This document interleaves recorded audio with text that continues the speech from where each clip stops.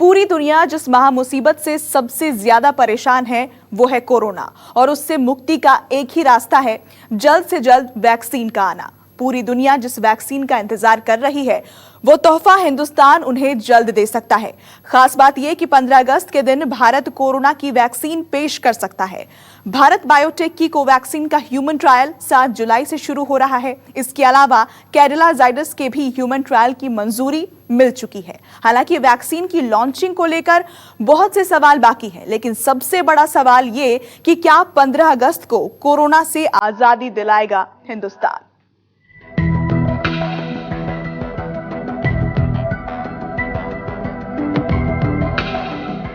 15 अगस्त को कोरोना से आजादी दिलाएगा हिंदुस्तान।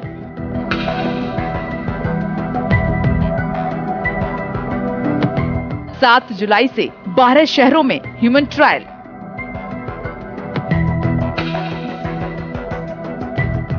हिंदुस्तान की आजादी के पर्व पर होगी कोरोना की छुट्टी। न्यूज 24 के हाथ लगे आईसीएमआर के लेटर पर यकीन करें तो ये सच है। क्लिनिकल ट्रायल में सब ठीक रहा तो 15 अगस्त तक भारत में कोरोना के खिलाफ कोवैक्सीन लॉन्च हो सकती है, जिसे बायोटेक ने आईसीएमआर एनआईवी पुणे की मदद से तैयार किया है। देश के 12 शहरों के अस्पतालों को कोवैक्सीन की ट्रायल के लिए चुना गया है।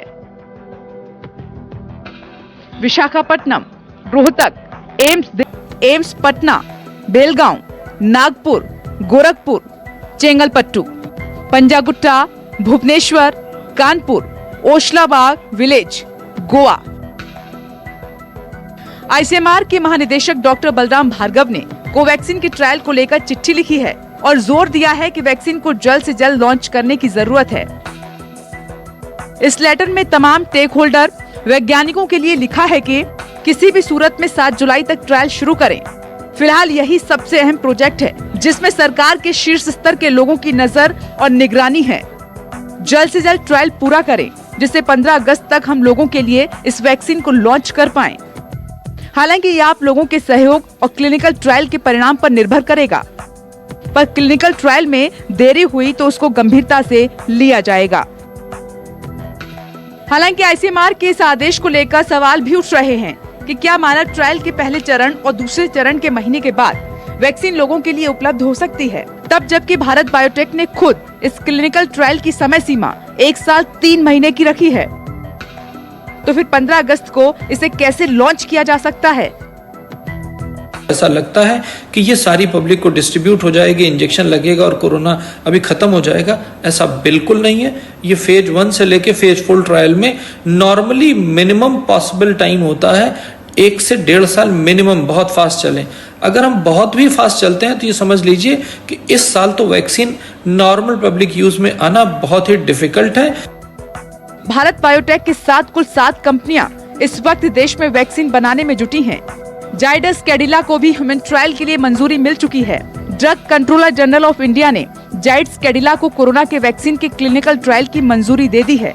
मतलब कोरोना के खिलाफ हमारी जंग लास्ट स्टेज पर है और चीनी वायरस का हिंदुस्तानी इलाज मिलना अब तय है। कोरोना के इस काल में तमाम आशंकाओं के बीच उम्मीद की किरण दिखाई तो पड़ी है, लेकिन इस उम्मीद की किरण की सीमा लंबी है या छोटी, ये इस पर संशय बरकरार है। पल्लवी झा, दिल्ली, न्यूज 24। हमारे देश के अलावा दुनिया में और भी कई वैक्सीन का काम आखिरी दौर में पहुंच चुका है। आइए देखते हैं कि वो कौन कौन सी वैक्सीन है जो इस रेस में सबसे आगे चल रही है।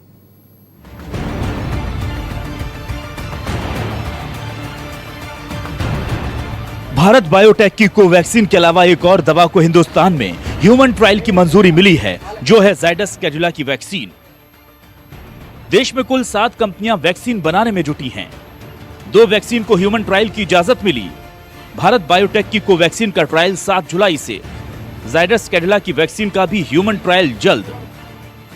पूरी दुनिया की बात करें तो रिसर्च तो कई जगह चल रही है, लेकिन कम से कम 17 टीके ऐसे हैं जिन पर लोगों की निगाहें हैं, क्योंकि ये ह्यूमन ट्रायल फेज में हैं। WHO का मानना है कि अभी सभी टीकों की तुलना में किसी भी ड्रग के ट्रायल के 5 फेजेस होते हैं। फेज 0 टू फेज 4 तक एक्सटेंड करते हैं। जिस तरह की पैंडेमिक चल रही है, इस तरह की सिचुएशन में इथिक्स कमेटी एक होती है हर कंट्रोल ट्रायल के पहले। इथिक्स कमेटी के अप्रूवल के थ्रू जो हमारी फेजेज हैं उनको कट डाउन किया जा सकता है, शॉर्ट किया जा सकता है। ऑक्सफोर्ड विश्वविद्यालय की वैक्सीन एस्ट्राजेनेका से सबसे ज्यादा उम्मीदें हैं। एस्ट्राजेनेका के ट्रायल का दूसरा चरण खत्म होने वाला है। मॉडर्ना कंपनी का टीका mRNA-1273 भी दूसरे चरण में है। रेमडेसिविर को यूरोपियन मेडिकल एजेंसी ने मान्यता दे दी है। दुनिया भर में जितनी भी वैक्सीन पर रिसर्च जारी है, उनके साथ सबसे बड़ी दिक्कत यह है कि ये सभी वैक्सीन बेहद महंगी हैं। मिसाल के तौर पर औसतन रेमडेसिविर की 6 बोतल से एक मरीज ठीक होता है, पर इन 6 बोतल्स की कीमत करीब $2.25 लाख आती है। इसलिए हिंदुस्तानी दवा से चीनी वायरस की काट बेहद जरूरी है, ताकि वो कोरोना पर वार तो करे, लेकिन लोगों की जेब का ख्याल भी रखे। भारत के परिप्रेक्ष्य में बात करें तो भारत के DGCI ने 2 कंपनियों को ह्यूमन ट्रायल की इजाजत दे दी है, जिसमें से सबसे पहले भारत बायोटेक है और दूसरा जाइडस कैडिला। वहीं विश्व स्तर पर अगर बात की जाए तो ऑक्सफोर्ड यूनिवर्सिटी के एस्ट्राजेनेका, अमेरिका के मॉडर्ना इंक और चाइना के कैंसिनो बायोटेक को इजाजत मिली है और उसके काफी सफल परिणाम दिखाई पड़ रहे हैं। पल्लवी झा, दिल्ली, न्यूज़ 24। ऐसा नहीं है कि कोरोना की वैक्सीन की जंग केवल 2-4 कंपनियां ही लड़ रही हों। हिंदुस्तान में 7 कंपनियों की रिसर्च काफी आगे बढ़ चुकी है। चीन में 9 से ज्यादा वैक्सीन पर तेजी से काम चल रहा है। अमेरिका, ब्रिटेन में भी वैक्सीन की होड़ है। देखिए रिपोर्ट।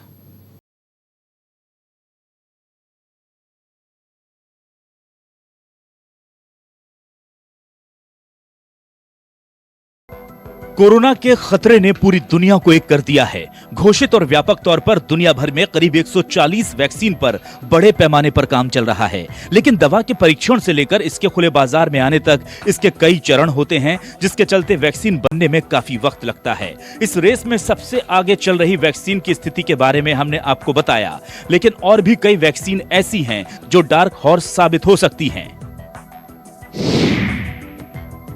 कैंसिनो बायो चीनी कंपनी एडिनोवायरस की मदद से इस वैक्सीन पर काम कर रही है। रिसर्च में चीन की एकेडमी ऑफ मिलिट्री साइंस की मदद मिल रही है।